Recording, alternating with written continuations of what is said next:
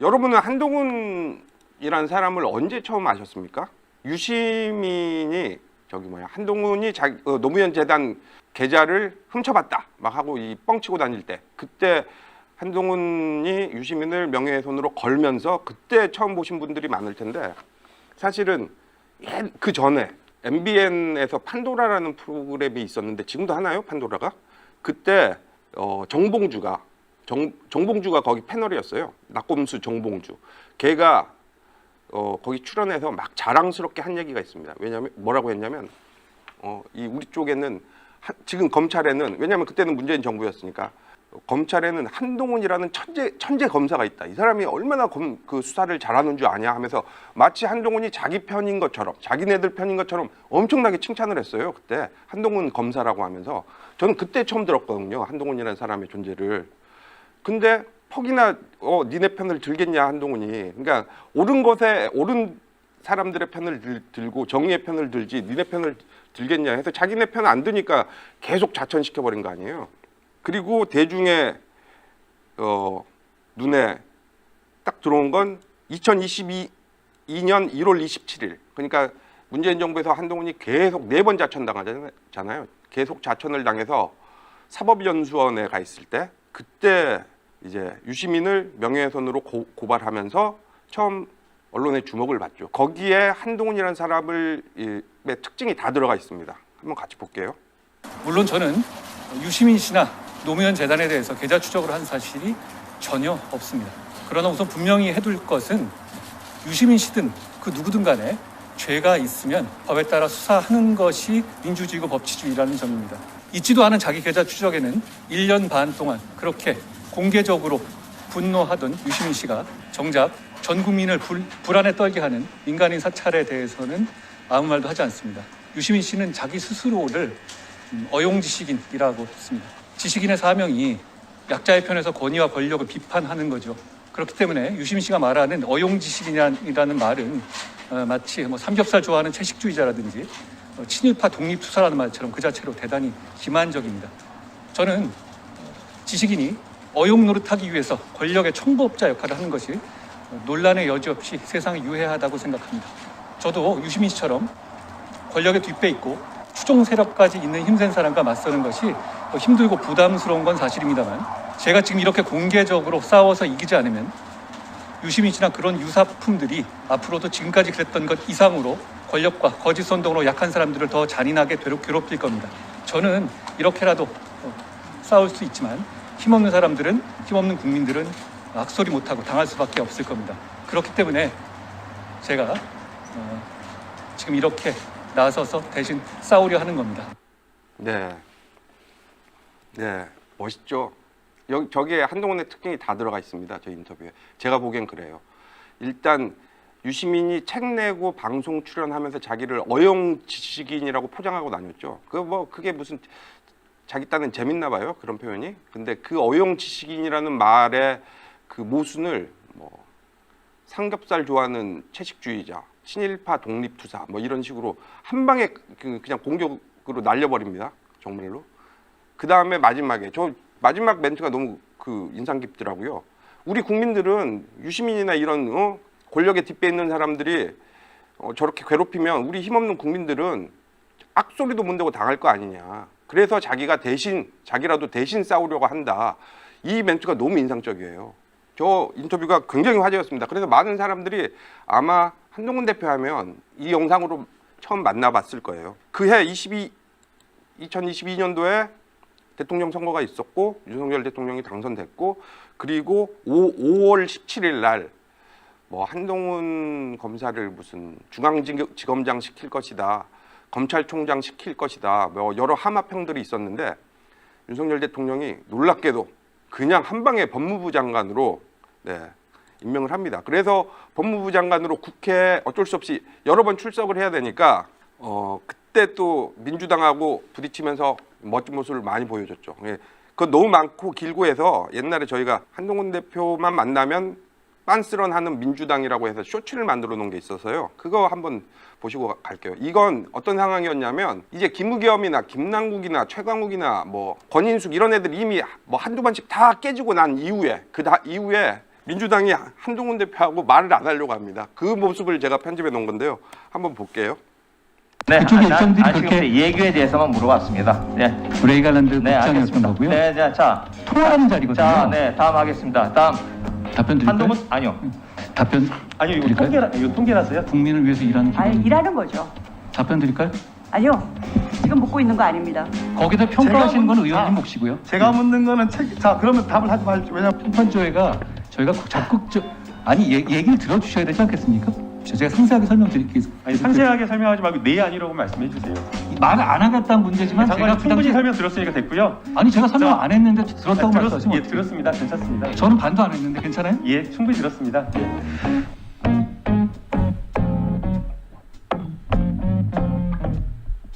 네, 이때 그래서 민주당 내로남불 저 악의 세력, 민주주의를 후퇴시키는 저 똥팔육들을 너무 시원하게 공격을 해주고 국민이 하고 싶은 말을 그 자리에서 대신 해주니까 인기가 법무부 장관인데 법무부 장관은 일단은 뭐 정치는 아니잖아요. 근데 한동훈 장관은 거의 정치를 하긴 했지만 법무부 장관 직을 하면서 어쩔 수 없이 민주당이 맨날 이렇게 불러들이니까 어쩔 수 없이 정치를 하긴 했지만 정치인도 아닌데 인기가 어마어마하게 많았습니다. 그래서 법무부 장관 시절 한동훈 대표 인기가 어떠했는지 이것도 한번 보시죠.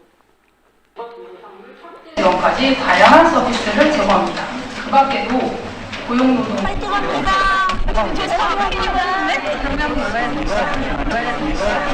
얘가 이게 없어요.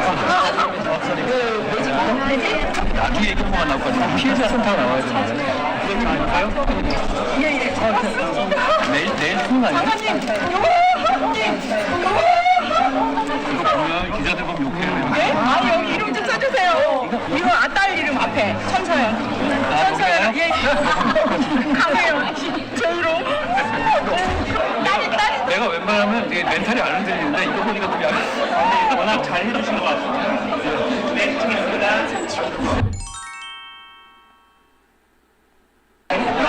용기 못 냈는데. 잠깐만요. 괜찮아요.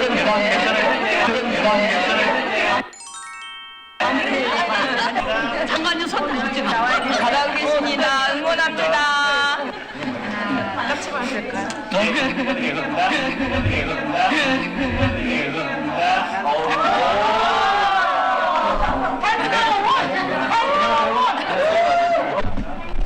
고맙습니다. 조심하세요. 팔 다치시겠다. 고맙습니다. 정말 고생하셨습니다. 네, 이런 때였습니다. 법무부 장관 시절. 근데 여기서 재밌는 게 이 십자수 있잖아요. 이 십자수. 이 십자수에 얽힌 사연이 있습니다. 해서 지지자가 저렇게 한동훈 장관 십자수를 떠왔어요. 해서 한동훈 장관이 이런 거 기자들이 보면 욕할 텐데 하면서 부담스러워 하잖아요. 저 십자수 어디 갔을 것 같습니까? 지지자가 그냥 저거 뜨신 분이 자기가 사인만 받고 집에 갖고 갔어요. 한동훈 장관한테 주는 선물이 아니었습니다. 그냥 사인만 받아서 자기가 본인이 소유하겠다고 집에 가져가셨어요. 예, 나중에 이 영상 끝에 보니까 그게 나오더라고요. 그래서 저 십자수에 사인 받았다고 너무 좋아서 들고 이렇게 집에 가시는 모습이 영상에 나오더라고요. 오셨습니다, 장관님.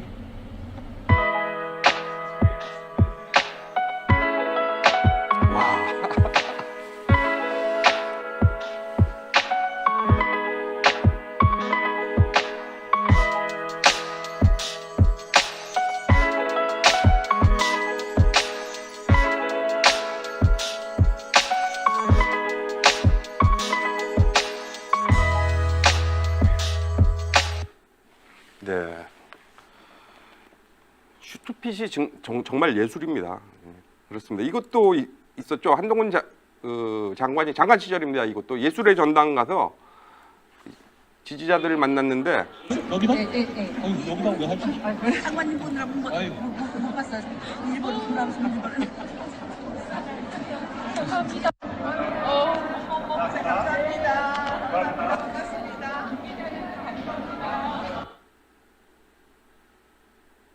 네, 이건 인터넷에 올라온 와 있던 걸 제가 다운받았던 거고요, 당시에.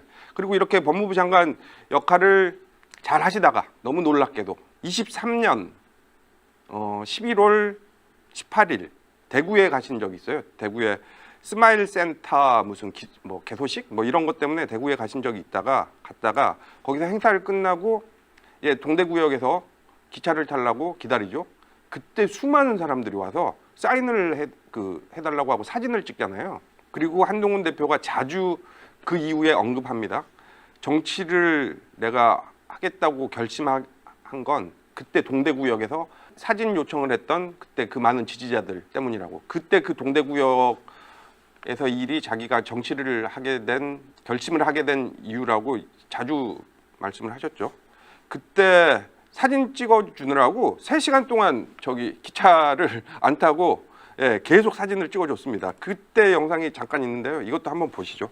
저는 내가 지금까지 그렇지 못하지 않았는데.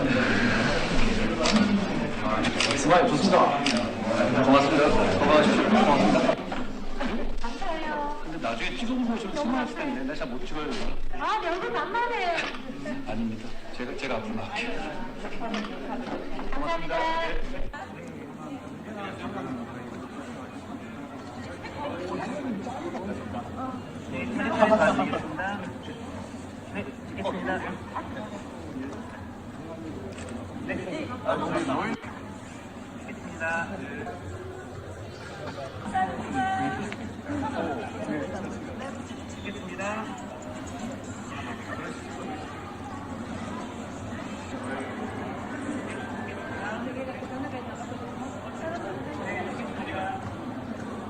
저때 정치를 해야겠다 결심을 하셨다 하니 어떤 마음이었을까요? 저분들하고 사진 찍으면서 이 사람들, 이 국민들, 시민들한테 도움이 되고 싶다 뭐 이런 마음이겠죠. 나라가 잘 되었으면 좋겠다.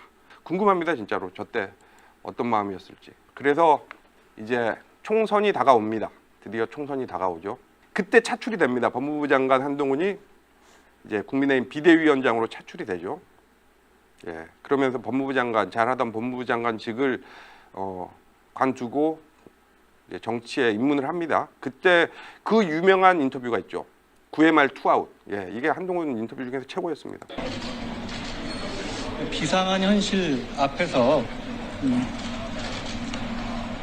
잘할 수 있겠지라는 막연한 자신감보다 동료 시민과 나라를 위해서 잘해야만 되겠다는 책임감을 더 크게 느낍니다.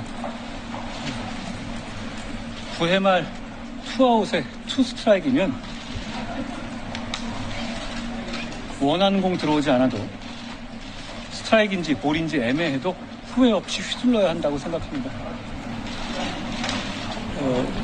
상식 있는 동료 시민과 함께 대한민국의 미래를 위한 길을 같이 만들고 같이 가겠습니다. 국민의 상식과 국민의 생각이라는 나침반을 가지고 앞장서려고 합니다. 그 나침반만으로는 그 길 곳곳에 있을 사막이나 골짜기를 다 알 수는 없겠지만 지지해 주시는 의견 못지않게 비판해 주시는 다양한 의견도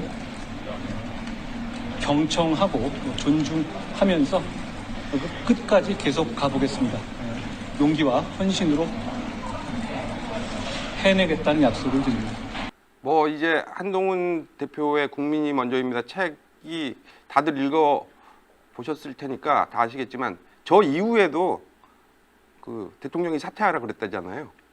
그러니까 내정돼 있고 취임하기 전에 비대위원장으로 취임하기 전에 그 짧은 상황에서도 사퇴하라고 한번 한 적이 있는 전혀 몰랐던 내용이었죠. 국민이 먼저입니다의 책에 나와 있습니다. 그렇죠. 근데 저 때까지만 해도 왜 9회 말 투아웃인지 사실 아셨나요, 여러분? 9회 말 투아웃까지는 아니지 않나. 한 8회 말, 7회 말 우리 좀 더 잘하면 이길 수도 있고 그런 거 아니야? 근데 왜 9회 말 투아웃이지? 근데 이제야 그 심정을 알겠어요. 저 9회 말 투아웃이라고 라는 표현을 한 이유를 그때 80석 예상하고 있었대잖아요. 80석에서 등판하는 이제 구원 투수가 된 건데 구회말 투하면 맞죠. 근데 우리는 전혀 모르고 그런 것도 영문도 전혀 모르고 와 한동훈이 비대위원장 온다 너무 좋다 막 하면서 막 그때 박수치고 막 난리가 났었습니다. 그래서 저희 빨장도 그때 이제 비대위원장 취임하려고 법무부 장관 이제 사퇴하는데 사퇴 연설이 있어요. 사퇴 연설이 또 너무 좋습니다. 그래서 그걸로 오프닝을 약간 간지 줘서 힘 줘서 이렇게 만들어 가지고 이 방송 오프닝을 저희 방송 오프닝을 만들어서 한동안 잘 써먹었죠. 진짜 많은 사람들한테 보여주고 처음 시작할 때 그 영상으로 시작했어요. 그 영상도 한번 보시죠. 저희 아무것도 모르는 80석이라는 것도 모르는 진짜 팔푼이들은 이러고 있었습니다.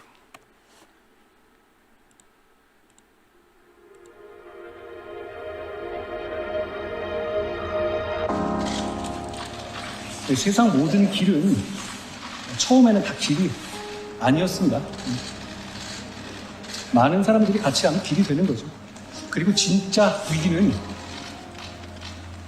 경험이 부족해서 라기보다 과도하게 계산하고 몸살일 때 오는 경우가 더 많았다고 저는 생각합니다. 저는 잘하고 싶었습니다.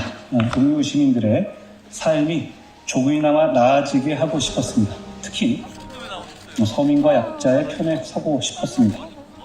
그리고 이 나라의 미래를 대비하고 싶었습니다. 제가 한 일 중에서 잘못되거나 부족한 부분은 저희 의지와 책임감이 부족하거나 타협해서가 아니라 저의 능력이 부족해서일 겁니다. 자신 있게 말씀드릴 수 있습니다.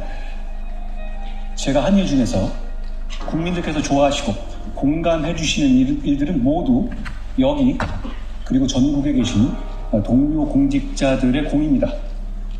신뢰한 사람으로서 국민과 함께 사랑하는 법무부 동료 공직자들에게 존경과 감사의 말씀을 드립니다. 추울 때도 더울 때도 고생하신 청사의 여사님들과 방호관님들께도 고맙습니다.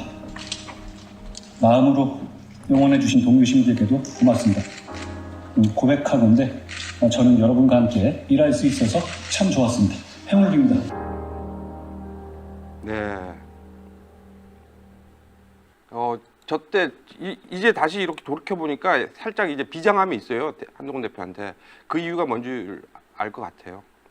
근데 이제 총선 기간에 들어가서 수많은 사람들을 한동훈 대표가 불러 모으고 그래서 우리가 앞서는 통계도 내부 조사도 나오고 그랬다 그랬죠. 근데 아무튼 저희는 그때 그 내부 사정을 모르니까 그냥 좋아서 신나서 막 와 한동훈이다 신나서 해서 그때 제가 만들었던 썸네일인데 이거 자랑스럽습니다. 제가 만들어 놓고도 너무 좋아서 제 편집하는 컴퓨터 바탕화면에 제가 이렇게 깔아놨었어요. 이거 한동훈이 장관이어서 행복했다네. 해서 이게 영화 라라랜드에서 이렇게 얼굴만 바꿔서 이렇게 썸네일을 만들었었는데요.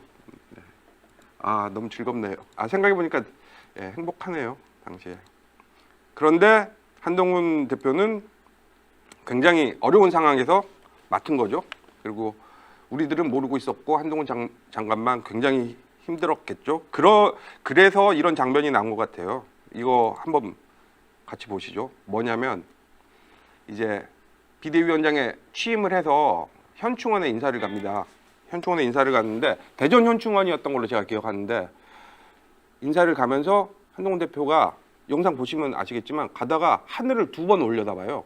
그게 신기해서 왜 저기서 하늘을 2번 올려다보지? 그게 신기해서 제가 편집한 건데 하늘을 올려다보면서 많은 기도를 한 것 같습니다.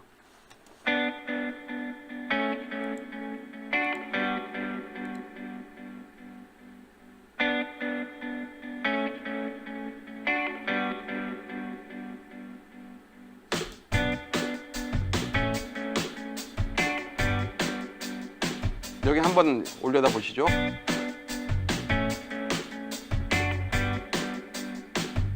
또 올려다 봅니다.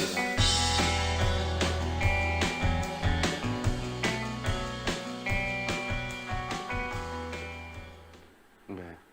왜 올려다 봤을까요?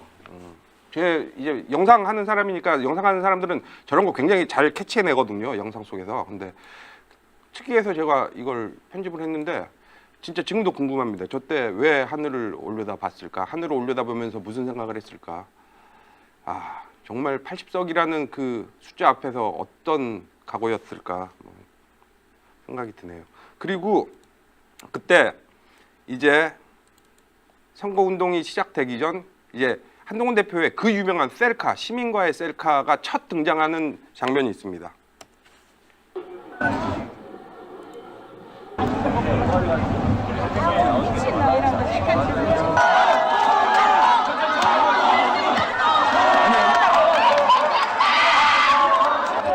조용히 하세요.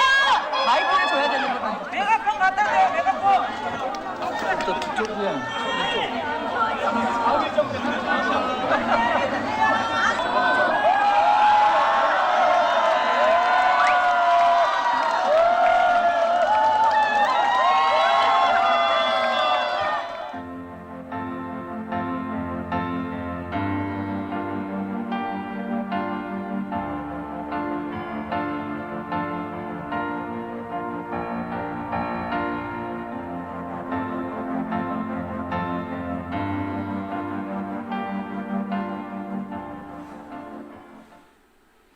이게 저게 일일이 저 지지자분들 다 셀카를 찍어 주다가는 다음 일정이나 이 시간이 촉박해서 그렇게 할 수 없으니까 한 번에 같이 찍는 그런 방법으로 저게 처음 등장했다고는 하는데 저 그림이 너무 좋아요. 정치인과 그 지지자들이 한 프레임 안에 우글우글 이렇게 같이 모여 있잖아요. 근데 그걸 남이 찍어주는 게 아니고 정치인 본인이 이렇게 찍고 있어요. 셀카로. 이게 너무 의미가 깊고 인상적이고 그림이 너무 좋아요.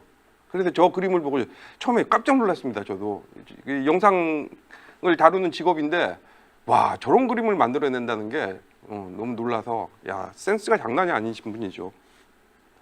그리고 또 이제 많은 분들이 또 좋아하시는 영상인데 이제 이게 어디 지방 어디 가서 이제 주부들을 상대로 무슨 토론회를 했던가 뭐 거기서 나온 영상입니다. 그때 한 아이가 한동훈 대표의 감사하게도 한동훈 대표의 쌩얼을 우리에게 보여주죠. 청주네요, 청주. 아이가 이제 지금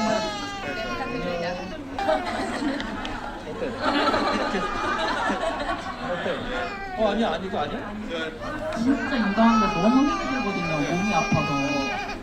금전적인 문제도 있지만 사실은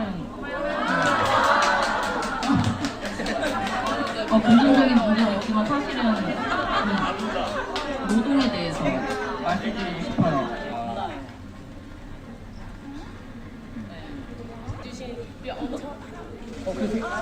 질문을 하나만 더 받아도 될까요?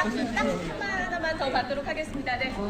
저는 아이들이 7살 되는 동안도 계속 출산을 시도했지만 계속 아쉽게 계속 아이를 못 가졌는데 시험관이라는 그 시술을 하러 가는 과정에서 그 비용이 너무 높기 때문에 지원을 해주신다고는 하지만 아직도 그래도 약 160만 원 정도는 저희가 부담을 해야 되는 비용이 있어서 난임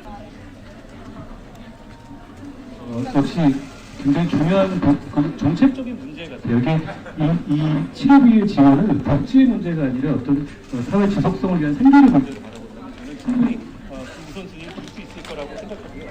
그 부분에 관해서도 저희가 이 제도를 만들 수 있도록 준비하겠습니다. 난임 치료 관련해서 한마디 좀 해주세요. 아, 제가 자막을 그렇게 달았네요. 여기에 보면 제도를 만들 수 있도록 맞네요. 이 자세가 육아 문제에 대한 한동훈 대표의 답변 그 자체네요. 보니까 이 굉장히 화제가 됐었죠, 진짜. 저는 애가 없어서 모르는데 어떤가요, 이런 거? 이런 아빠가 뭐 흔히 있나요? 뭐 흔히 있겠죠, 당연히 자기 자식한테는. 제가 뉴욕에서 한동훈 대표 젊을 때였잖아요. 애 이렇게 하고 아이를 잘 보는 것 같습니다. 애 많이 안아본 자세. 아, 그렇겠죠. 네. 그리고 사진 보는 김에 이 사진 보시는 분 있나? 아, 이거 여기 한동훈입니다. 검사 시절 이인규 중수부장 책에 나온 사진이에요. 검사 시절 한동훈이 저랬네요. 네. 아, 사진 나온 김에 한동훈 대표 페루를 갔나 봐요. 해서 이게 어떻게 인터넷에 나왔는지 인터넷에서 전 받았는데 페루에 마추픽추를 보러 갔습니다. 이게 마추픽추고 한동훈입니다. 네. 한동훈 대표 마추픽추. 네, 이런 사진도 있었습니다. 아무튼 그래서 총선은 그렇게 계속 진행되고 있죠. 그래서 2월이었나요? 2월에는 국민의힘이 더 이기는 조사도 나오기도, 내부 조사도 나오기도 했고 분위기가 좋았는데 많은 분들 알다시피 여러저러한 이유로 저희가 기세가 꺾이면서 안 좋은 결과를 받게 됐는데요. 그때 저희는 그것도 모르고 이런 썸네일로 만들고 이제 국회의원 특검 포기하자 한동훈 대표가 계속 공약 거니까 이재명이 숨어 다녔거든요. 거기 대답 안 하고. 그래서 그때 만들었던 썸네일인데 이것도 많이 막 퍼졌었죠. 해서 많은 분들이 재밌어 했었어요. 그래서 이런 거 만들면서 굉장히 저도 즐겁고 막 신나고 그랬었습니다. 또 그때 부산 가선가 한동훈 대표 먹는 모습 한번 다 같이 볼게요. 오물오물 이렇게 드십니다.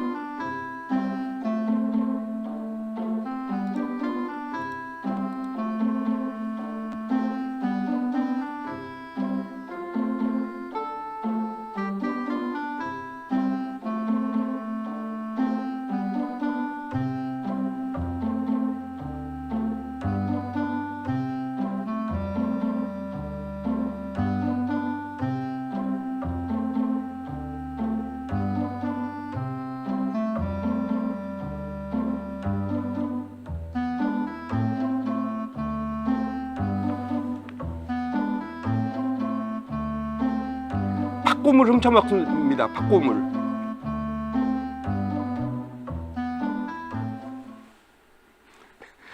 저기 떡을 좋아하신대요. 그래서 떡을 보면 참지를 못하나 봐요. 저 팥고물 저기 있는데 쏙 이렇게 빼드시네요.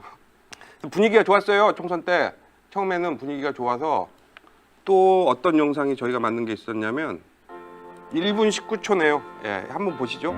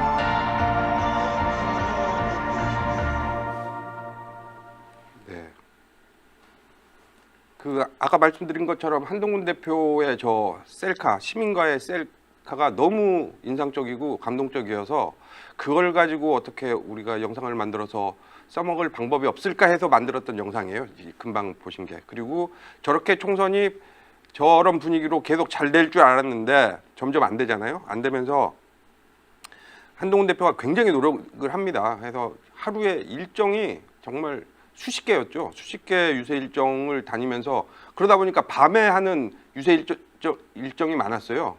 그래서 지지자들이 그걸 좀 어떻게 멋있게 또 이슈를 만들까 해서 이런 것도 했었습니다. 이때가 분위기가 안 좋아질 때였어요. 불꽃 피날레라고 해가지고 밤마다 저렇게 핸드폰 조명으로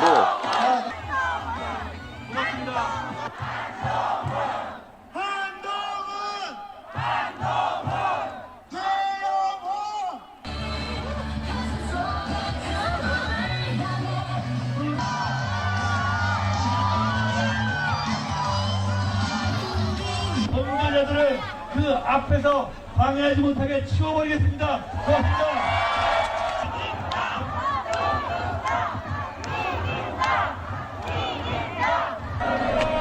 한동훈! 한동훈! 한동훈!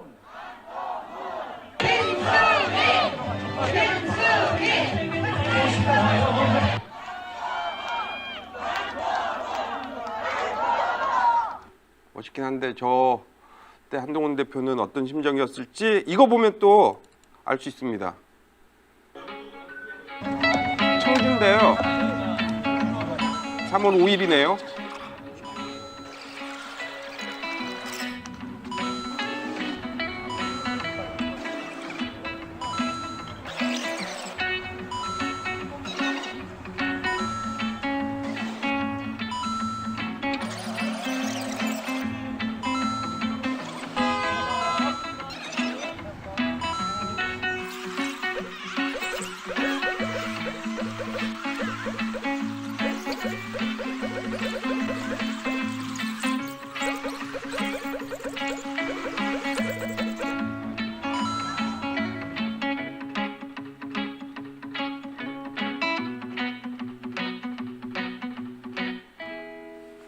네, 저렇게 인사한 게 6분 동안 저희가 직접 다 셌습니다. 6분 동안 58번을 청주 사거리에서 퇴근하는 시민들한테 이제 인사를 했었죠. 그만큼 절박했던 거예요, 한동훈 대표는 저 당시에. 뭐 이유는 다 아시죠. 뭐 황상무, 대파, 뭐 의대 정원 많죠. 아, 이런 영상도 있었습니다. 그때 저희가 만들었던 쇼츠인데 이 역시 한동훈 대표 그는 편의점에서 컵라면을 먹고 그때 이재명은 소고기 먹은 다음에 삼겹살이라고 구라쳤잖아요.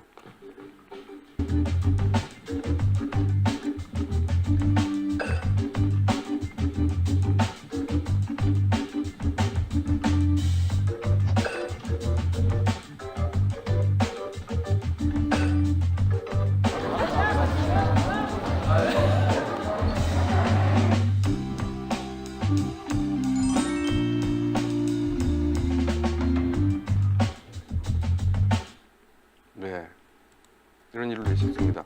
이때 한동훈 대표는 중국집에서 짜장면 드실 때 탕수육도 아니고 그게 서비스 군만두 드시고 있었고요. 예, 이렇게 다니면서 유세를 하고 선거운동을 한 거죠. 아, 정말 열심히 했는데 그 열심히 한 진심을 어떻게 알 수 있냐면요. 선거 이틀 전 마지막 유세 연설입니다. 여기에 일산 김종혁 최고위원 지역구였던 것 같은데 거기서 마지막 유세를 하는데 이것도 굉장히 진짜 가슴이 아팠습니다. 가슴이 아프면서 예, 감동적이기도 하고 한번 보시죠. 9시까지입니다. 9시까지라서 제가 5분 남았습니다. 5분 남았습니다. 제가 다른 말씀 안 드리겠습니다. 저는 아직 과장을 할 줄 모릅니다. 정말 나라가 망할지도 모릅니다. 우리 이때를 지금 이 순간을 여러분이 이 플래시를 킨 이 순간을 이 나라를 구한 순간으로 나중에 서로 기억하고 자랑할 수 있게 해주십시오.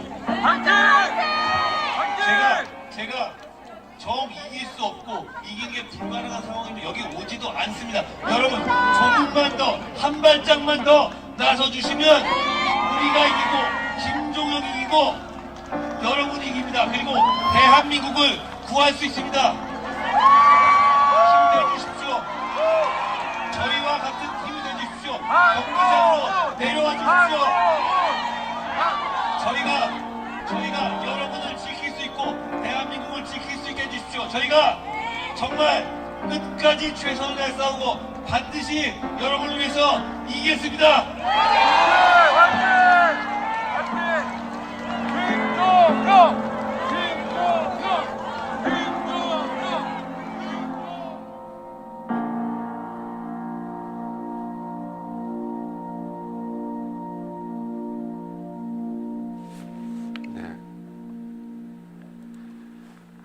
저게 선거 이틀 전이었습니다.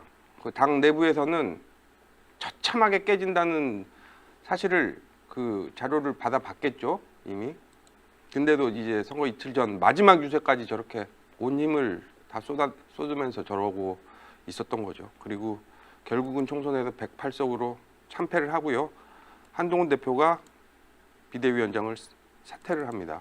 사퇴 회견인데요. 여기서 또 저희가 한동훈 대표의 성격을 짐작할 수 있는 부분이 있어요. 보면 제가 짧게 한 1분 20초 정도로 편집을 했는데 한번 보시죠. 민심은 언제나 옳습니다. 국민의 선택을 받기에 부족했던 우리 당을 대표해서 국민들께 사과드립니다. 그래서 저는 선거 결과에 대한 모든 책임을 지고 비상대책위원장직에서 물러납니다. 어떻게 해야 국민의 사랑을 되찾을 수 있는지를 고민하겠습니다. 쉽지 않은 길이겠지만 국민만 바라보면 그 길이 보일 거라 생각합니다. 위원장님, 이번 선거 결과에 대해서 대통령실과 공동 책임을 지다. 제 책임입니다. 원인은 여러분이 분석하시는 것이고 국민들의 마음을 얻지 못한 것이라고 생각하고 그 책임이 오롯이 저에게 있다고 생각합니다. 이 정도 말씀드리겠습니다. 고맙습니다.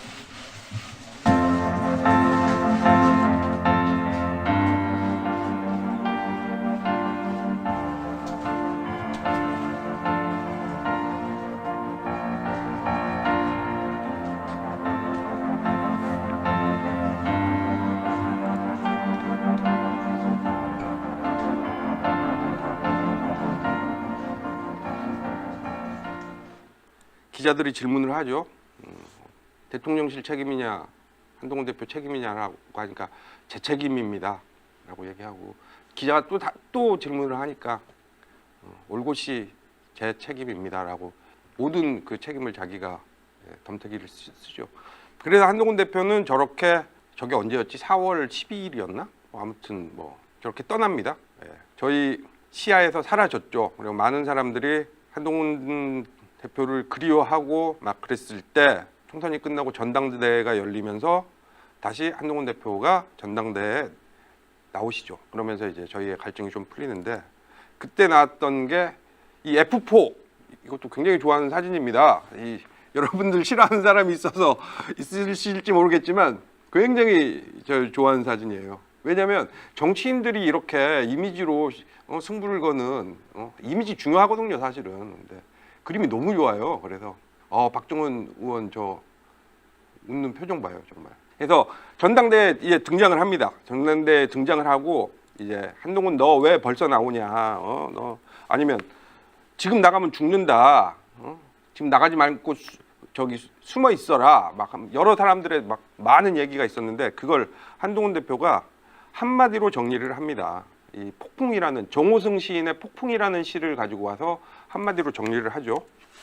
제가 이번에 몇 달 만에 다시 당대표로 나서는 것에 대해서 사실상 모든 분들이 지금이 아니라고 했습니다. 지금 나가면 죽기 딱 좋다. 더 망할 테니 너를 찾을 때 나와라 라고 말씀하셨습니다.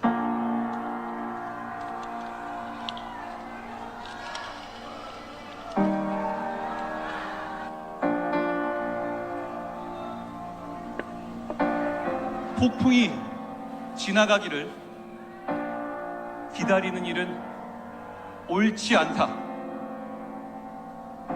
폭풍이 지나간 들녘에 핀 한 송이 꽃이 되기를 기다리는 일은 더욱 옳지 않다. 저는 폭풍이 지나기를 기다리지 않겠습니다. 폭풍이 불어올 때 우산이 되고 방패가 되고 창이 되겠습니다. 네, 이러면서 전당대회 출마를 하셨습니다. 그리고 정호승 시인의 저 폭풍이라는 시는 저 몰랐어요. 그러니까 한동훈 대표 연설이나 이야기를 들어보면 진짜 모르는 것들을 너무 많이 알게 됩니다. 저도 나름 좀 읽었다고 막 자부를 하는데 정호승 시인의 저 폭풍이라는 시를 몰랐습니다. 처음 알게 됐고요. 그런데 이재명 보시면 이재명 정말 무식하잖아요. 진짜 무슨 부처 눈엔 부처가 보이고 개 눈엔 개가 보인다. 개가 할 줄 아는 비유는 그 수준이에요. 근데 한동훈 대표 그 비유 같은 거 보십시오. 문학을 갖다 대고 막 엊그제는 그리스인 조르바 얘기가 나왔죠. 또 가장 좋아한다고 카잔스키를 그냥 그걸 전작주의라고 하거든요. 한 작가의 작품을 다 읽는 걸 전작주의라고 하는데 카잔스키를 전작주의로 했다니 저는 그런 사람 처음 봤습니다. 그리고 당시에 한동훈 대표가 이렇게 F4를 꾸리고 나서 같이 전국으로 이렇게 유세를 다니잖아요. 유세를 다니면서 인스타에 올린 릴스 영상이 있습니다. 그걸 제가 모아서 편집을 해왔는데요. 그 영상도 제가 굉장히 좋아해요. 좋아하는 이유가 뭐냐면 이것도 한 대표의 성격이 보이거든요. 너무 잘 보입니다.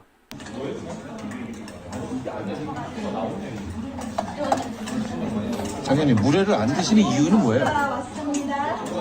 일관성은 있어요. 날 거는 제가 물에 안 단 거는 안 먹어요. 근데 포항에 와서 물회를 안 드시면서 포항에서 표를 달라고 하는 건 뭐 잘못된 거 아니에요? 자, 잘 먹겠습니다. 이거는 여기다 넣네요? 따로 넣네?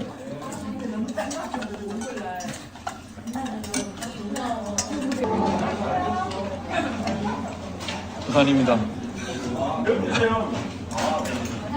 괜찮아요? 어때요, 맛이? 네, 맛있어요. 이게 수구레인데요. 선지 맞아요. 쫄깃쫄깃한 것 같아요. 수구레인데 저희는 선지를 좀 더 추가해달라고 했어요. 저 예전에 이거 꽤 많이 먹어봤어요. 여기 되게 유명한 집이에요. 가야 선지국밥. 저희 동방 해물탕입니다. 사장님 너무 잘해주셨고요. 제가 먹어봤던 해물탕 중에 최고의 맛이었습니다. 근데 해물탕에 원래 쫄면 넣으시나요? 쫄면이 우린 옛날부터 그렇게 들어갔어요. 너무 엄마 맛있었어요. 때부터 그래서 그냥 계속 하고. 몇 년 하셨어요? 42년요. 너무 감사합니다. 또 오겠습니다. 오늘 귀하신 분들 만나뵈서 정말 감사합니다. 영주의 네. 동방 해물탕입니다. 행운합니다. 고맙습니다. 감사합니다. 늘 응원할게요. 고맙습니다. 네, 고맙습니다. 요거는 잔치국인데. 아니 저는 이게 맛있더라고요. 근데 우리 이게 집은 메인은 안동국이다. 팔다시. 이게 저거잖아요. 저 멸치국물로 한 거. 그죠? 요거는 이제 소면이고. 이건 좀 보통 근데 이렇게 비빔국수는 잘 안 먹으러 오지 않아요? 늘 독특해. 늘 독특하죠. 어제 안동국시 먹은 사람이 자, 맛있게 드십시오. 네, 맛있게 드십시오. 사장님 고맙습니다. 네, 고맙습니다. 멋있다. 저는 경주공이 이렇게 능들 이 도시 안에 있는 게 멋있더라고요. 보통 이런 이 무덤들이나 이런 것들이 도시 가운데 있는 게 잘 없어요. 세계 어디를 봐도. 그러니까 이런 왕릉 같은 거. 이건 그냥 이 무덤하고 같이 도시가 살아온 거잖아요. 개국주란 음식 자체, 얘 자체가 얘는 들깨 된장이고 얘가 지금 개국주죠. 그럼 이게 서산에서만 먹은 거잖아. 이쪽 서태안에서 그리고 먹은 이게 게를 할 때 마지막에 남는 국물. 그러니까 뭐든지 염장을 하면은 시간이 가면서 밑에서 물이 생겨요. 예. 그거를 적국이라고 그러는데 그 적국으로 담았다 이렇게 지금. 너무 맛있는데? 감사합니다. 여기 이름이 우리 진국집입니다. 진국집이 아니 그러니까 우리 장 의원님이 여기를 꼭 먹어야 된다라고 하는데 혹시 맛있는데? 전 처음 왔는데 너무 맛있어요. 우리 장 의원님은 회만 안 먹는 것만 빼면 항상 완벽해. 전부 다 콜라타운이나 다른데. 저희 집만 이게 진짜죠. 예. 잘 먹겠습니다. 야, 오늘 찾다가 그 시를 못. 자, 이게 진종호 선수가 상주 휴게소에서 몇 점 나오는 거야? 뭘 어떻게 하는 거야? 와, 되게 작다. 그렇게 약한 모습 보이지 마시고요. 안 맞았는데? 왜 안 맞아? 맞고 있어 지금? 안 맞는데?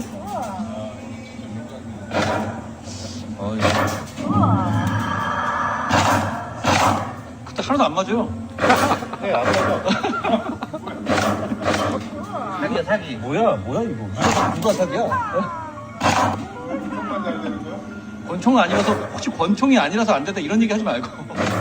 총이 아니라 총이. 제가 느낀 두 가지가 있어요. 이 영상을 보고 첫째가 뭐냐면 식당에 가서 꼭 그 식당 가게 이름을 묻습니다. 이름을 묻고 그 식당을 소개해줘요. 이게 인상 깊더라고요. 그러니까 우리 국민들 어떤 매출에 조금이라도 도움이라도 주려고 가게 이름을 계속 물어봐주고 홍보해준다는 게 굉장히 인상 깊었고, 둘째, 이게 진짜인데 자기 얼굴은 하나도 안 나오잖아요. 세상에 자기가 출마한 사람이 자기 얼굴 안 나오는 영상을 올릴 수가 있나요? 자기가 직접 찍어서. 그러니까 남한테 찍어달라고 할 텐데 그걸 안 하고 자기가 직접 찍는 거예요. 저렇게 박종훈 찍고 진종호 찍고 장동혁 찍고 이거 보고 아 한동훈 대표의 성격이 보이더라고요. 그래서 이 영상들을 굉장히 좋아해요. 전 종종 막 울적하면 다시 저 혼자 재생해서 보기도 하고 그렇습니다. 그리고 전당대회 때 재밌었던 또 장면이 있습니다.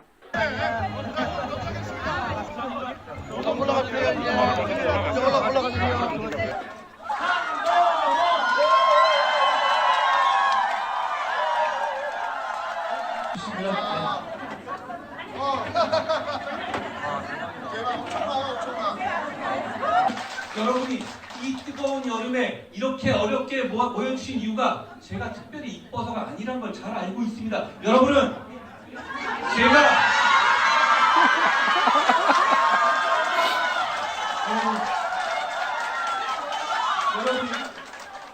아까 보셨겠지만 중학생들이 막 한동훈 대표하고 악수하려고 달려들고 멘트를 하니까 예뻐요 하고 하잖아요. 재밌었습니다. 이런 장면들도 있었습니다. 이게 아 대구에서 이겼네요. 네네.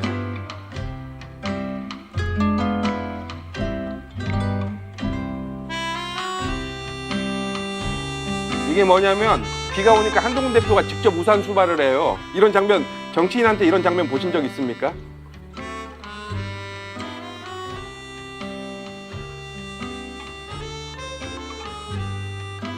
한두 번이 아니에요. 일상적입니다. 그냥 자기가 그냥 우산 들고 다녀요. 정치인들이 저렇게 하는 거 좀 본 적이 없어요. 그리고 심지어 첫 번째 그 우산 씌워준 분은 자기 보좌관이에요. 자기 보좌관. 한동훈 대표의 성격이 보이죠. 정말 소탈하고 소박하고 권위의식이 별로 없습니다. 이것도 재밌습니다. 한동훈 대표는 신발을 벗을 때 어떤 매너를 보여줄까요?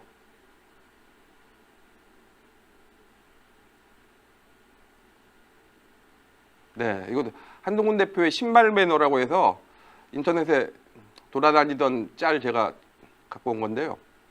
그냥 맨발로 바닥에 양발을 짚고 자기 신발을 저렇게 하고 들어가네요. 네. 이번에는 이것도 전당대회 때 일입니다. 전당대회 때 나왔던 영상인데 여러분 한동훈 대표랑 지그시 눈 한번 맞춰 보십시오. 눈 맞출 수 있는 영상입니다.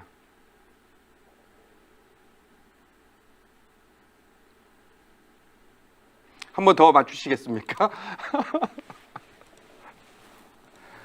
그래 예전에 저희가 방송에서 이 영상을 보여드리니까 막 채팅창에 어머 한동훈 대표랑 나랑 눈 마주쳤어 막 이런 그 채팅들이 엄청 올라왔었어요. 네. 이것도 전당대회 때였고 그리고 드디어 우리의 원희룡 장관이 등장을 하죠. 다 아시죠? 그 용산에 한번 들어가더니만 그 다음에 전당대회에 출마한 걸 다 아실 거고 그때 정말로 그 원희룡 장관이 깽판을 쳤습니다. 정말 이게 전당대회를 막 축제처럼 만들어야 되는데 보기 싫게 만들었죠. 전당대회 때 잘했으면 제가 저번에도 방송에서 말씀드렸지만 잘했으면 이재명 지지율 저렇게 높게 나오지 않게 할 수 있었어요. 근데 완전 개 똥칠을 해가지고 원희룡 장관이 근데 그때 토론회에서 재밌는 장면이 있었습니다. 민청년 주동자셨던 이모분이 계시죠. 장인어른께서도 검찰 경력은 있지만 민주당 분이시죠. 운동권에서 전향한 대한연대 김어준 또는 류인태 이런 분들이 한동훈 후보에 대해서 열렬히 지지하고 김어준이 저를 지지한다고? 아니 왜 이렇게 원희룡 후보야말로 운동권 출신 아니었습니까? 저 운동권입니다. 그렇죠. 저는 네. 운동권이었던 적이 없는데요. 저는 답변을 기회를 공개적으로 주시죠. 성찰하고 성숙한 운동권입니다. 제 이모부님하고는 저는 20여 년간 본 적도 없어요. 저를 어떻게든 좌파 몰이를 하시는데요. 국민의힘의 전당대회에서 이런 얘기 나오는 거 정말로 황당한 얘기입니다. 이모부님을 한 번도 본 적이 없습니까? 20여 년간 저는 본 적 없습니다. 그것도 조사하셨어요? 아니요. 한동훈 이 후보가 보수와는 소통을 안 하면서 과연 누구랑 소통하고 있는가? 김경률이나 진중권 이런 분들하고 소통 안 하셨어요? 원 후보님? 소통했죠. 소통하잖아요, 본인이. 예. 저보다 더 많이 하시는 것 같은데. 깊이와 이게 다릅니다. 원희룡 후보님. 그러니까 한동훈 대표한테 저 때부터 친중 좌파라는 프레임을 걸기 시작했는데 같은 보수 안에서 그 사람들한테 이 영상 보여줘야 돼요. 이거 보여줘야 돼. 진짜 누가 친중좌파인지. 저는 원희룡 대표 장관도 친중좌파라고 생각하지는 않거든요. 그러니까 친중까지는 아닐 거라고 봐요. 막 문재인급의 친중까지는 아닐 거라고 보는데 정말 말도 안 되는 한동훈 대표한테 친중좌파라고 아직까지 해대는 거 보면 진짜 깝깝합니다, 진짜. 그리고 저 때 그 토론회 때 그 나왔던 이제 한동훈 대표 발언 중에서 또 제가 인상 깊었던 게 있었습니다. 여러분들 다 인상 깊으셨을 거예요. 한동훈 대표의 이제 꿈이 뭔지 아세요? 한동훈 대표의 꿈을 한번 들어보죠. 저는 법조 공직 생활을 하면서 늘 이런 생각을 했었습니다. 공직이 끝나고 나면 변호사는 하지 않겠다는 생각을 했었어요. 제가 그래서 공직에 있는 동안에 공사 구분을 더 철저하게 할 수 있었던 거라고 생각합니다. 그때 제 꿈이 뭐였냐면 공직이 끝나면 지역에 있는 로스쿨에서 이 형사소송법과 형법을 가르치는 교수를 하고 싶었습니다. 그러고 있었을 것 같습니다. 교수, 로스쿨에서 교수하는 게 한동훈 대표의 꿈이랍니다. 저 정도 커리어에 있는 법조인이 그냥 교수하고 싶대요. 뭐 교수도 중요한 직업이고 아주 가치 있는 일이긴 한데 대개는 이제 로펌에 가잖아요. 로펌에 가면 어마어마한 수백억대 돈을 벌 텐데 그걸 처음부터 할 생각이 없었다는 얘기잖아요. 저것도 굉장히 인상 깊었죠. 네. 십자수 보낸 학생 엄마입니다. 드리려고 갔는데 언론의 눈치가 있어서 택배통에서 보냈어요. 아, 그러시구나. 예. 아, 그러셨구나. 네, 감사합니다. 예. 그때 제가 그 영상을 봤거든요. 근데 가실 때 어머님이 가실 때 그 십자수 들고 가시더라고요. 그래서 아, 다시 가져가셨구나라고 생각했는데 아, 언론 눈치 때문에 안 드린 거였네요. 네네. 제가 오해했습니다. 죄송합니다. 눈꽃 하트님. 감사합니다. 이렇게 보고 채팅 올려주셔서. 네. 십자수의 비밀이 풀렸습니다. 드디어. 한동훈 대표가 그래서 이제 전당대회 때 여러 언론에 그 당대표 때 여러 언론에 출연을 하죠. 근데 이게 특이한 장면입니다. 제가 저기 포착했는데요. 보통 이렇게 언론사에 출연하면 인터뷰할 때 앵글이 크게 변하지 않아요. 근데 채널A에서 갑자기 줌인을 합니다. 한번 보십시오. 으로 개파를 나누는 것은 뭐 가능하다고 생각합니다. 브렉시트에 찬성하냐 아니냐, 연금 개혁에 찬성하냐 아니냐 이런 식으로 나눌 수는 있는데 어떤 친서 관계를 기준으로 정치인의 개파를 나누는 것은 저는 공감하지가 않습니다. 그건 국민들 입장에서는 상당히 무용한 분류이거든요. 개파를 나누는 것은 뭐 가능하다고 생각합니다. 브렉시트에 찬성하냐 아니냐, 연금 개혁에 찬성하냐 아니냐 이런 식으로 나눌 수 있는데 어떤 친서 관계를 기준으로 정치인의 개파를 나누는 것은 저는 공감하지 않습니다. 그건 국민들 입장에서 상당히 무용한 분류이거든요. 네, 굉장히 타이트하게 그 클로즈업을 합니다. 슬슬 주민이 들어갔는데 이것도 굉장히 희귀한 장면이었어요. 이게 주민한다는 건 그 사람을 그렇게 강조하고 집중한다는 얘기인데 카메라맨이 잘 안 그러거든요. 언론에서, 미디어에서는 뭐 다른 예능이나 교양 같은 건 몰라도. 근데 여기서 갑자기 카메라맨이 쓱 주민이 들어가서 제가 신기해서 그 장면을 캡처를 했습니다. 나일락님 카메라맨 사심이 가득. 예, 저도 그렇게 생각을 했어요. 와, 이거 특이하다 해서. 그리고 한동훈 대표가 당 대표가 되죠. 63%로 네, 됩니다.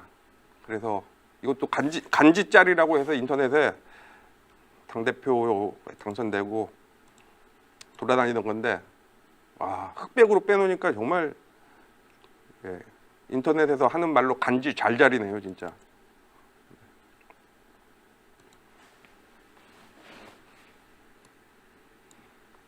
그리고 한동훈 대표가 이제 당대표가 돼서 여러 가지 활동을 하시죠. 이제 서동미로 시장에 갑니다. 여기 부산이죠, 서동미로 시장이. 거기 갔을 때 영상 한번 볼게요. 인기가 어마어마했어요. 그때도. 3만 원?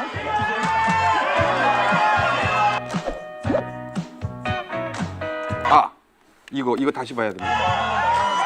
3만 원? 그러니까 이게 봉투를 들고 이렇게 물건을 사서 거기서 현금을 빼서 주는데 보니까 남은 돈이 한 2만 원 정도밖에 안 남아 보여요. 넉넉하게 넣어주지. 한 5만 원 넣어준 것 같아요, 제가 보기엔.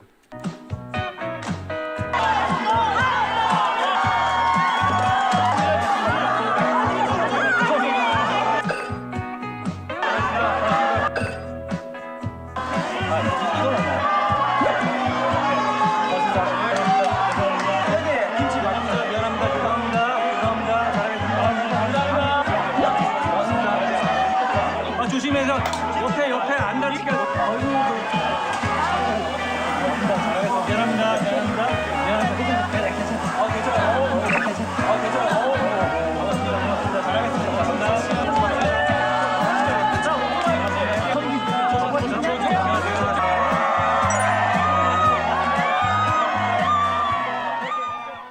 저때 제가 저거 자막을 겨터파크라고 달았더니 이제 많은 분들이 겨터파크 아니고 성수파크라고, 예, 저 성수라고. 네. 근데 저 때도 저 영상을 보고 저렇게 땀으로 범벅이 됐는데 저 영상을 보고 저쪽 분들은 그 뽕브라를 했기 때문에 이 여기만 젖고 가슴은 안 젖은 거다, 별의별 얘기를 다 했어요 저 때도. 근데 보시면 아시겠지만 정말로 이 갑바가 좀 있습니다. 운동을 하시는 것 같아요. 그리고 생선 가게에서 이제 생선 만지던 그 목장갑 벗어서 악수하려고 하니까 괜찮다고 그냥 톡톡톡 잡잖아요.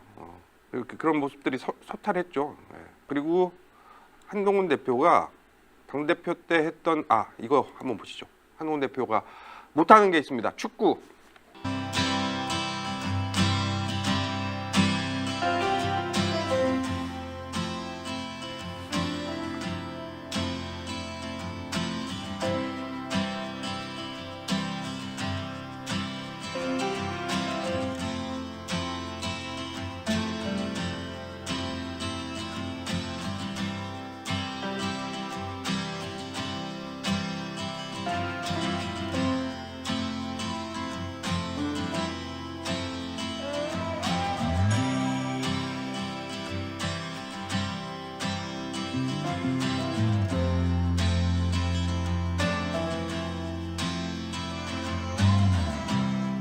네, 저게 국회에서 축구대회를 했는데요.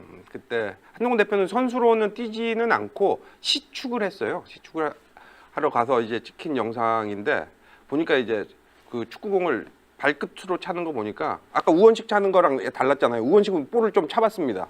근데 한동훈 대표는 발끝으로 차는 거 보니까 축구는 별로 안 하셨던 것 같아요. 보니까 야구나 농구 같은 거 많이 하셨을 것 같고, 이 한동훈 대표가 이제 못하는 게 길치잖아요. 방향을 잘 못 찾고 또 하나 더 찾은 거죠. 예, 한동훈 대표가 못하는 거 축구.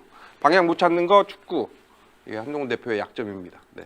그리고 한동훈 대표가 당대표 시절에 또 했던 이 정치는 이제 말로 구현되는 거잖아요. 말과 글로 구현되는데 요즘은 글보다 말의 힘이 더 큰 것 같아요. 왜냐하면 활자 매체들이 줄어들었고 영상 매체들이 많아졌기 때문에 말의 힘이 더 큰데 한동훈 대표는 정말 정치를 할 수밖에 없습니다. 말을 너무너무 잘하기 때문에 정말 언어 구사가 기가 막히죠. 근데 한동훈 대표가 당대표 시절에 했던 스피치 중에 또 제가 굉장히 좋아하는 스피치가 있습니다. 청년들을 만나서 한 스피치입니다. 좋아하는 말 중에 이런 말이 있거든요. 우물을 깊이 파려면 넓게 파야 한다. 뭔가 하나 미리 길을 정해놓고 막 가다 보면 항상 돌더미에 부딪히게 되더라고요. 저는 그랬습니다. 너의 정치의 목표가 뭐냐라고 하면 단순하게 쉽게 이렇게 갑니다. 저는 나라가 잘 됐으면 좋겠습니다. 그리고 거기 더 하나가 더 있습니다. 나라가 잘 됐으면 좋은 걸 떠나서 정치인은 그걸 남의 손에 맡기고 기대하고 관망하는 것이 아니라 내 손으로 하겠다는 의지인 것 같아요. 결국 그래서 우리가 그 마음으로 각자의 위치에서 우물을 한번 넓고 깊게 파봤으면 좋겠습니다. 저의 우물과 여러분의 우물 중에서 어디에서 먼저 물이 나올지는 모르겠어요. 여러분이 우물을 파고 저도 우물을 파다가 먼저 물이 많이 나오는 곳에서 우리 거기서 다시 모입시다. 나라를 잘 되게 하고 싶다. 그걸 남에게 맡기지 않고 내 손으로 해보겠다라는 그런 결의를 가지고 언제가 됐든 그곳에서 다시 만나게 되기를 바랍니다. 저게 청년학교 축사 였던 걸로 제가 기억을 해요. 청년학교. 그러니까 저 스피치를 듣고 있는 사람들은 다 청년들, 20, 30대 분들인 거죠. 20, 30대 분들을 앞에 두고 한 얘기예요. 저 얘기가. 보통 정치인들이 20, 30대 두고 저런 얘기를 할까요? 너도 좋고 나도 좋으니까 어디서든 서로 각자의 자리에서 우물을 파자라는 얘기를. 그 사람을 20, 30대 젊은 사람들을 그만큼 존중한다는 얘기 아니에요. 그리고 내가 무조건 옳고 너네는 나한테 배워야 되고 이런 게 아니라 권위의식이 없어요. 정말로 저런 것들을 보면. 또 이런 영상도 있었습니다. 한동훈 대표가 정책을 만들면서 정책 택배 뭐 이런 거 해서 택배를 국민택배 맞아. 국민택배. 우리 집에도 왔으면 좋겠네요. 빨간 장갑 끼고 저렇게 돌아다녔었죠. 네. 그리고 드디어 이제 보궐선거가 열리죠. 보궐선거에서 부산에 갔을 때 금정구청장 선거 때 부산에 갔을 때도 재밌는 장면이 연출이 됐어요. 이번입니다. 우리 뭐 부산에는 한 나라당 아니죠? 어르신 저는 모르시죠? 잘하겠습니다. 아들이죠. 아들인가? 우리 국민의 당 대표. 잘하겠습니다. 대표 인준석. 예. 아이고 그는 딴데 가죠. 어머니 제가 하고 있습니다. 제가 잘하겠습니다. 고맙습니다. 건강하십시오. 건강하십시오. 예. 이랬습니다. 해서 저희 금정이랑 강화에서 저희가 이겼죠. 아들인교 이겼죠. 그리고 저 다음 날일 선거 다음 날일 거예요. 선거 다음 날 한동훈 대표가 전남 곡성으로 내려갑니다. 왜냐하면 전남 곡성에서도 국민의힘 후보가 그때 출마를 했어요. 최봉의 후보라고 출마를 했는데 당연히 전남 곡성이니까 이제 후보가 출마한다는 자체가 진짜 중요하죠. 출마할 사람조차도 없는데 지역 아니에요, 거기는. 근데 거기서 출마를 해서 예상대로 떨어지긴 했는데 선거 다음 날 한동훈 대표가 전남 곡성으로 내려가서 차에서 딱 내리자마자 그 최봉의 후보가 거기 마중을 나와 있더라고요. 근데 차에서 내리자마자 한동훈 대표가 가서 포옹을 딱 하는데 그 짤이 돌아다녔어요. 제가 그걸 본 적이 있는데 그것도 굉장히 감동적이더라고요. 떨어진 사람, 거기서 출마해 준 사람한테 처음으로 감사를 표한 거죠. 예. 당선자를 찾아간 게 아니고 낙선자를 찾아간 거죠. 네. 그리고 이제 추석 때 CBS에서 한동훈 대표 플레이리스트를 가지고 방송을 한 적이 있습니다. 그때 한동훈 대표가 비틀즈를 예를 들면서 한 얘기가 있어요. 이것도 한동훈 대표가 자주 하는 얘기입니다. 마지막 선곡 비틀즈의 Come Together 이 곡 내용대로 다 모이시면 좋겠네요. 여야 의정이. 이게 보통 이제 비틀즈는 두 명이 많이 했잖아요. 사실 근데 존 레논, 폴 맥카트니.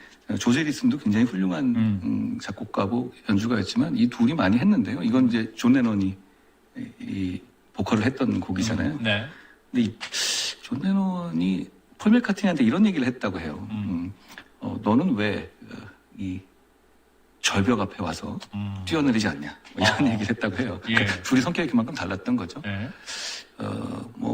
제가 정치인으로 정치를 시작했고요. 그리고 저는 세상이 좀 잘 됐으면 좋겠어요.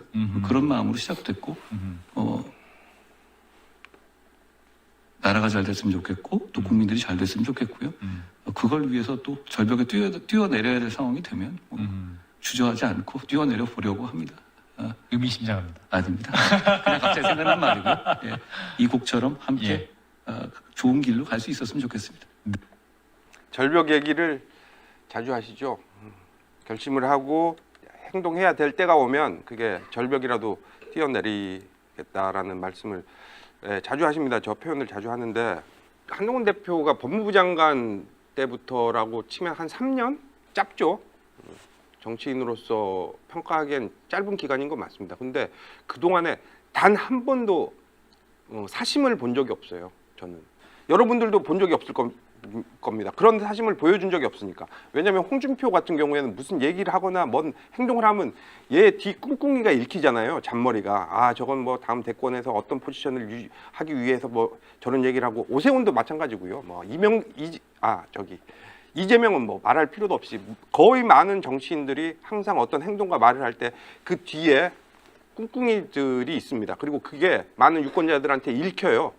근데 한동훈 대표는 엊그제 그 대학생 토론회에서도 그렇고 북콘서트에서도 그렇고 그 얘기를 하셨는데 뭐냐면 자기는 쇼도 하고 막 이렇게 어떻게 보여주기도 잘하고 하는 이 정치인 한동훈과 개인 한동훈이 이게 구별되어 있지 않다. 아직 싱크로가 되어 있다라고 얘기를 하잖아요. 그렇게 싱크로가 되어 있고 거기서 어떤 꿍꿍이가 보이지 않았어요. 한 번도.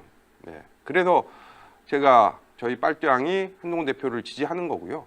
그렇게 해서 당대표를 하면서 이제 이재명이 선거법 위중교사나 뭐 여러 재판 결과가 앞으로 나올 것이고 그러면 이재명은 예정된 수순으로 정계에서 이렇게 사라질 텐데 12월 3일 그날 윤석열 대통령이 계엄을 선포합니다. 이거 많이 저희가 만든 그 쇼츠입니다. 한동훈 대표 그 채널에도 올라가 있는 그 쇼츠 한번 보고 갈게요. 저는 자유 헌정 질서를 지키기 위해 비상계엄을 선포합니다.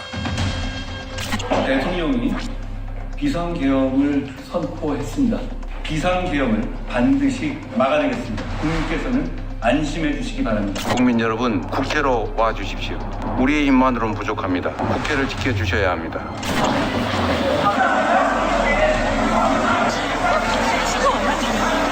한동훈 대표께서도 위험에 처할 상황이 벌어지는 건 아닌지 모르겠습니다. 당연히 감수해야 될 것이고 정치는 당연히 그런 일을 하라고 있는 겁니다. 지금 약간 위협이 되거나 이런 상황은 아니신가요? 군들이 들어오고 있는 상황이라고 하는데요. 저는 통화는 가능한 상황입니다. 그날도 저는 계엄군들이 당연히 진을 치고 있을 거라고 봤고 국회 숲이 있어요. 밤이니까 잘 안 보이잖아요. 밖에 있다가 숲에 숨어있다.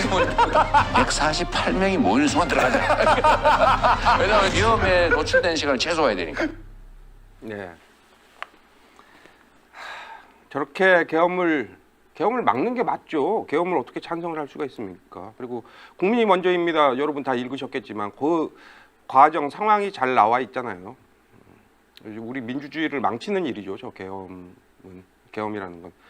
자기가 어제 토론회에서 말씀하셨듯이 엿됐다라는 걸 알고 있었지만 거기서 눈치 보지 않고 40몇 명의 의원들은 국민의힘 당사에 앉아 있었죠. 당사에 앉아 있었고 추경호는 국회에 있었죠. 국회 원내대표실에 있었고 신동욱 의원은 본회의장 안에까지 들어왔죠. 안에까지 들어와서 쓱 한번 짱 보더니만 나가서 투표는 안 했죠. 계엄 해제 표결에는 참여하지 않았죠. 근데 거기서 의원도 아닌 사람이 불체포 특권도 없는 사람이 거기 앞장서서 거기 가갖고 계엄 해제를 했습니다. 계엄 해제하는 게 맞잖아요. 그리고 그 뒤에 후폭풍으로 자기가 쫓겨날 걸 그때 다 알고 있었다고 하니까 국민이 먼저입니다. 책을 보면. 네. 그리고 그렇게 해서 한 대표가 결국은 쫓겨납니다. 쫓겨난 거였죠, 그게. 쫓겨나면서 하신 마지막 사퇴 기자회견이 있습니다. 좀 진짜 짠한데 정말 짠합니다. 그래도 한번 보시죠.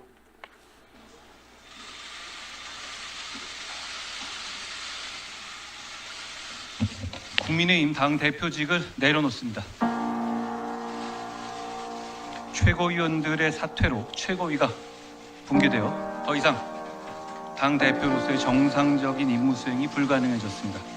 이번 비상계엄 사태로 고통받으시는 모든 국민들께 진심으로 죄송합니다. 2024년 선진국 대한민국의 계엄이라니 얼마나 분노하시고 실망하셨겠습니까? 탄핵으로 마음 아프신 우리 지지자분들께 많이 죄송합니다.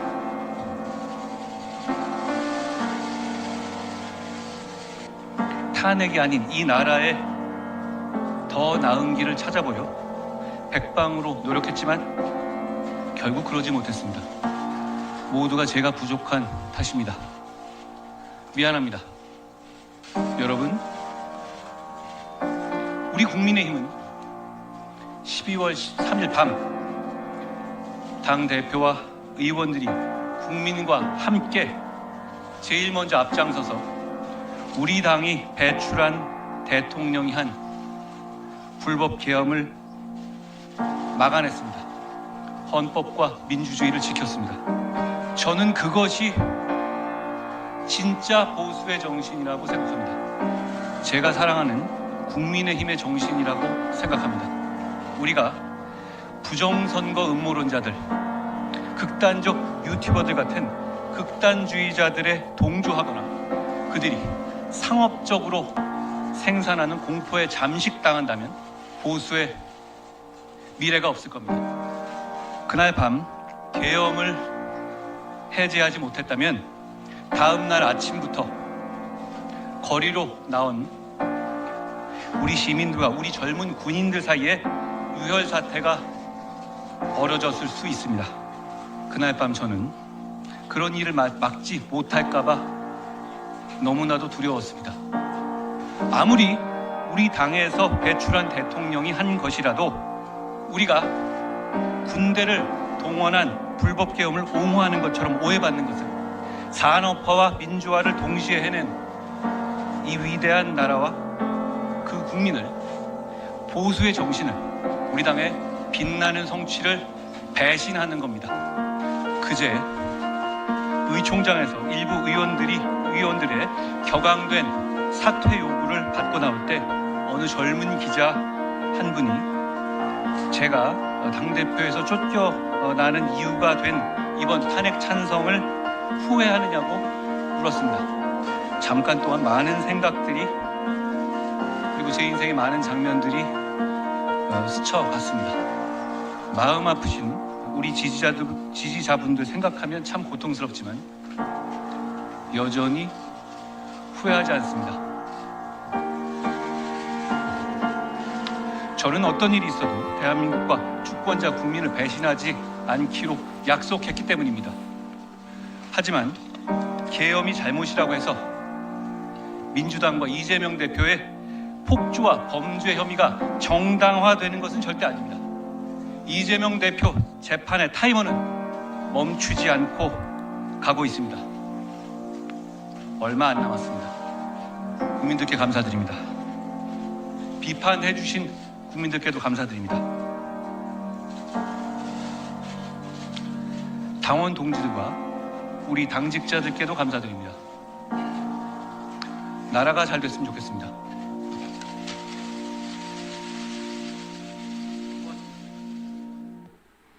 네, 저때 전날 여러분들도 그렇겠지만 진짜 많은 사람들이 울었을 거예요, 진짜로.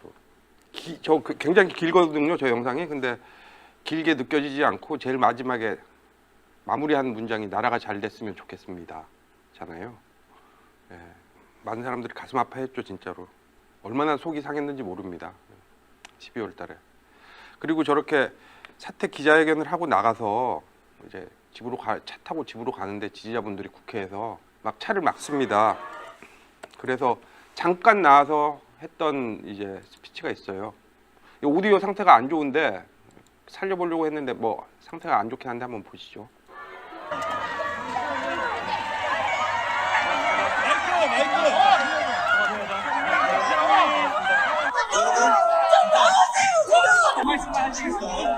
여기 많이 와서 고맙습니다.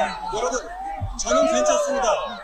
여러분, 저는 이 나라가 잘 되게 하는 거 끝까지 최선을 다할 겁니다. 여러분, 고맙습니다. 여러분, 제가 저를 지키려고 나서지 마세요. 제가 여러분을 지키겠습니다. 저는 포기하지 않습니다. 저게 한동훈 대표의 공식적인 마지막 모습이었죠. 이번에 다시 재등장하기 전까지 저게 공식적으로 볼 수 있는 마지막 모습이었어요. 근데 마지막 멘트가 공식적인 미디어에 노출된 마지막 멘트가 저는 포기하지 않겠습니다잖아요. 그래서 저는 다시 분명히 나오신다. 그리고 자주 얘기 드렸듯이 이제 새 시대로 가야 되는데 그 새 시대를 꾸릴 인물이 없어요. 정치인이 한동훈 대표밖에. 저희는 방법이 없습니다. 이제 제가 그 준비한 영상은 여기까지고요. 그리고 여기 나온 영상은 대부분 제가 인터넷에서 받은 것도 있지만 지난 방송 빨장 방송에서 다 보여줬던 빨장에서 썼던 방송이에요. 저희가 편집해서 보여줬던 그 영상들이고요. 그러니까 저희가 그동안 그만큼 한동훈 장관, 한동훈 대표, 한동훈 비대위원장을 애정하고 있었더라고요. 이 영상들을 그때 편집할 때 생각이 막 나면서 애정하고 있었더라고요, 저희가. 그래서 오늘 여러분들의 의지와 각오를 다지는, 다시 달릴 각오를 다지는 그런 방송을 해봤습니다.